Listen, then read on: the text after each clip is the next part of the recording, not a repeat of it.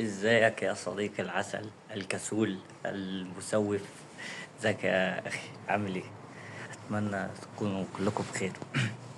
الشنب كده مظبوط. تمام تمام. امبارح شفت حاجة، قلت لازم اشاركها، ان هي غيرت مفهومي جدا. انا كنت عارفها بس يعني ما كنتش حاسبها كده. مش فاكر بجد كنت حاسبها اصلا ازاي. الا وهي مسألة الذنوب مع الشيطان، ان ازاي الشيطان بيغلبك مرة وانت تغلبه مرة. كنت قبل كده في يوم كنت مروح متضايق جدا ومخنوق جدا، وكان مشاكل كتير في الشغل. كنت بحكي يعني لحد من اصحابي واقول له عادي، يعني الحياة غلبتني مرة، لكن بكرة انا فوق لها، مفيش اي مشكلة. فافهم ان انت خسرت في المعركة، ما خسرتش في الحرب. انا كنت شايفها كده مع الشيطان، هي مسألة معركة كبيرة جدا مفتوحة لحد ما اموت. ولكن في نظرة شفتها امبارح في بوست كده كانت اعمق بكثير، الا وهي مثلا لو انت شخص مبتلى بالفرجة على افلام مش لطيفة، او الشتايم او ايا يكن، او حتى الغيبة والنميمة، او اي حاجة اي ذنب انت مبتلى بيه. لو حتى سماع الاغاني، خلينا نقول سماع الاغاني، انت مثلا النهارده انت بقالك سنين ما بتسمعش اغاني، وجيت النهارده سمعت اغنيه واندمجت مع الاغنيه وانبسطت جدا وفي الدنيا تمام جدا، وفجاه تروح تعمل ايه؟ لا، مش انا ازاي اسمع اغاني؟ انا ازاي مثلا اسمع اغاني واصلي بالناس لو انت امام مثلا، وتروح ما ترفض ان انت تصلي بالناس وتقول لهم لا لا لا، تقدم اي حد بدالك ليه؟ عشان انت سمعت اغنيه النهارده. انا وقعت في ذنب، انا منافق، انا عاصي. راح هو هنا الشيطان راح عمل ايه؟ هو كسب بوينت وانت خسرت. فاهم ازاي؟ تيجي في حاجه تاني، تيجي مثلا في الورد بتاع القران، تيجي مثلا انت بتجيب جزئين، تجيب جزء واحد ليه؟ حاسس ان انا منافق، مش قادر اجيب الجزء التاني ده. هو كسب بوينت برضه. هي مسألة ان هو انت اول ما صحيت من يومك هو خلاص الشيطان يلا بقى نبدأ نعد بوينت انا وانت مع بعضينا، زي ماتش الكورة بالظبط بالظبط زي ماتش الكورة. هو انت مرة تدخل جول، مرة هو يدخل جول، مرة انت تدخل جول، ومرة الماتش هنا صديقي العزيز مش 90 دقيقة وفي استراحة في النص والكلام ده كله. لكن الماتش هنا يا عزيزي، يا أخي المسلم، 60 سنة. 60 سنة وحسب عمرك ممكن الماتش بتاعك يخلص دلوقتي حالا. فاللي أنا عايز أقولهولك إن ما تخليش الماتش بتاعك خسران. هو جاب جول، أنت اشتغل وقوي نفسك واجري هات حسن على طول. عمرك شفت فريق بيلعب كورة، الفريق اللي قصاده جاب جول راح هما وقفوا؟ راح قالوا لا مش هنلعب؟ راحوا خرجوا الحارس بره، قال لك لا خلي الحارس يخرج بره، احنا ده جابوا فينا جول، خلي الحارس بره واحنا هنلعب احنا بس 10 من غير حارس.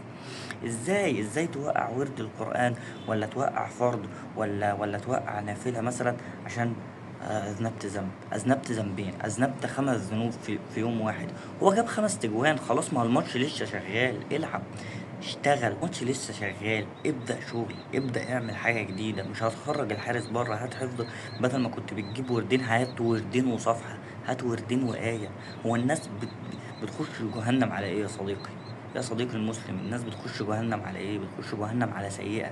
يا صديقي افتكر اهل الاعراف دول، بجد فكر فيها كده.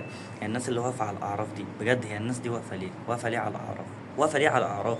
عشان حسنة زيادة ما جابهاش، ما دخلش الجنة، معرفش يدخل الجنة. ولو كان جاب سيئة واحدة زيادة، كان هيكون من أهل جهنم. أنت متخيل يا صديقي؟ أنت متخيل يعني إيه حسنة؟ أنت, أنت متخيل إن الحرف في القرآن أنت بتاخد عليه حسنات؟ أنا بقول لك اقرأ يعني جزئين، يعني أنت بتجيب الورد بتاعك جزء، خلينا نقول جزء بس. الورد بتاعك جزء، قرأته جزء وآية، انت متخيل فرقت في حسناتك قد ايه؟ انت متخيل انت جبت فيه كام جول او كام بوينت؟ خلينا نتكلم صح شوية، كام حسنة يا صديقي؟ سيئة واحدة. افتكر دايما ان ربنا رحيم ومديك ان السيئات والذنوب هتبقى ذنب واحد، هتبقى سيئة واحدة، لكن انت لما تقرأ آية يعني مش آية، حرف واحد بحسنات. يا صديقي شوف رحمة ربنا وما تيأس، ما تقولش خلاص، ما انا عملت ذنوب، ده انا سمعت اغاني، وبعد كده رحت قعدت مع اصحابي ونمينا واختبنا وقصف محصنات، وبعد كده روحت للاسف ما اتفرجت على افلام مش لطيفه وكذا وكذا، وفي الاخر عايزني اروح اراجع الحفظ بتاعي وراجع الورد بتاعي. ايوه، ايوه. طب ما امال انت هتعمل ايه؟ انت بالظبط افتكر كده، انت بالظبط عملت زي في ماتش الكوره، خرجت الحارس بره، واحد جاب فيك جول، او الفريق اللي قصادك جاب فيك 3 جوال، رحت انت قلت ايه؟ لا، خرج الحارس بره وخرج لي الهجوم كمان بره. طب هتلعب بايه؟ هتشتغل ازاي؟ افرض بقى في اليوم ده، في اليوم اللي هو جاب لك فيه 5 تجوال، وانت كسلت والله، لا مش، انا خلاص انا عملت ذنوب قد كده، انا مش هقرا ورد النهارده، انا مش قادر اعمل كذا، انا مش هعرف اعمل كذا، ويجي لك انتكاسه كده غريبه ممله. مت مت مت يا صديقي، بكلمك بجد. افرض مت، يعني افرض مت في اليوم ده، هتعمل ايه؟ فيا صديقي العسول الجميل المسلم، نصيحتي الأولى والأخيرة ليك هي إن أنت دايما دايما دايما بالله عليك ارجع لربنا. في نفس الوقت ارجع بزيادة. الشيطان خلاك تقع مرة، روح انت لربنا مليون مرة. روح انت لربنا مليون مرة. دلوقتي عملت ذنب، قصاده هعمل ايه؟ طلع صدقة يا اخي، طلع 5 جنيه. ما معكش 5 جنيه، ما تجننيش يا عم، في ايه؟ طلع 5 جنيه يا عم.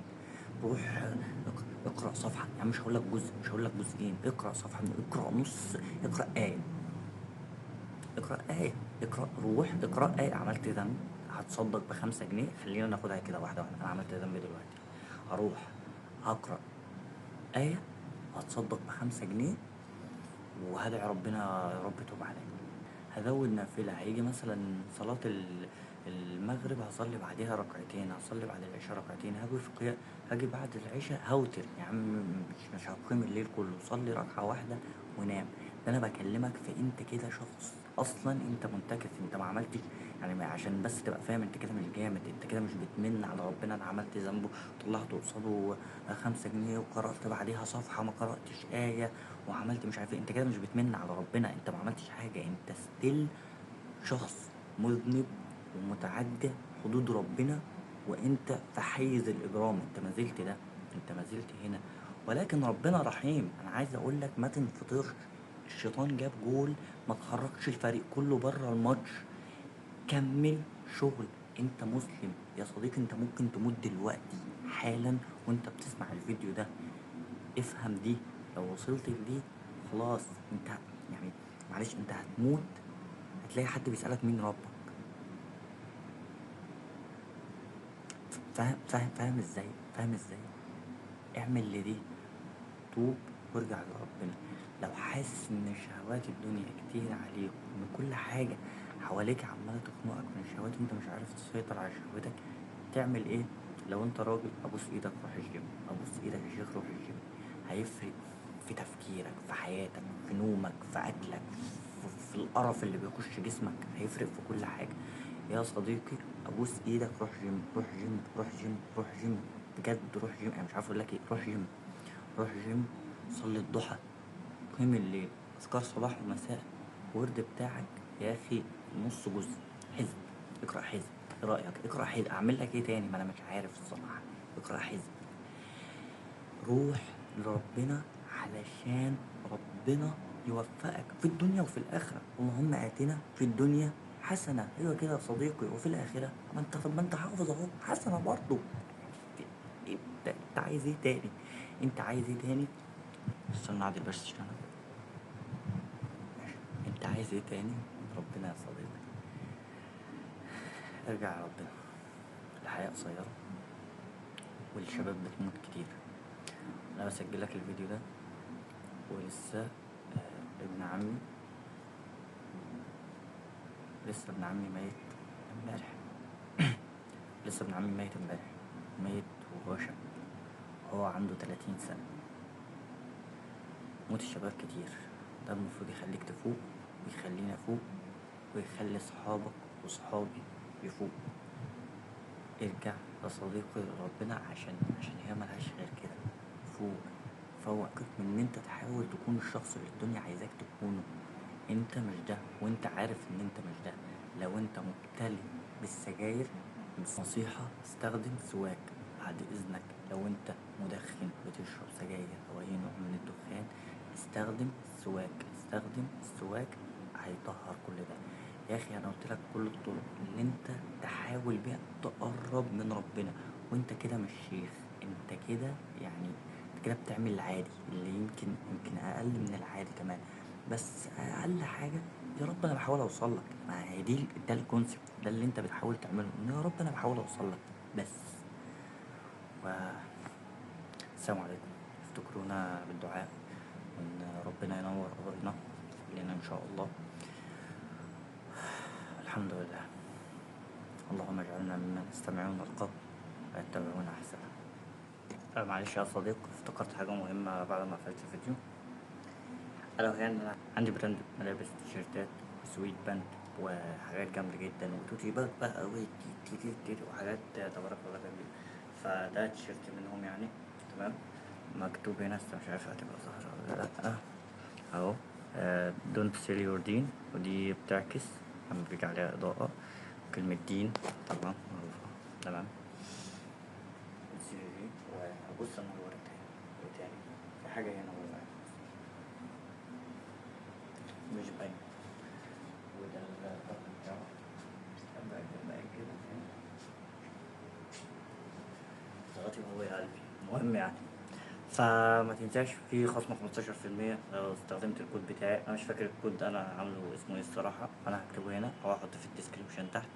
نفعني يا صديقي الصراحة، يعني يا ريت تنفعني، يا ريت تنفعني بجد، يا ريت تنفعني. ليه؟ مش عارف ليه، بس يا ريت تنفعني. يعني انا عايز اسوق لنفسي الصراحة بس مش عارف، فنفعني.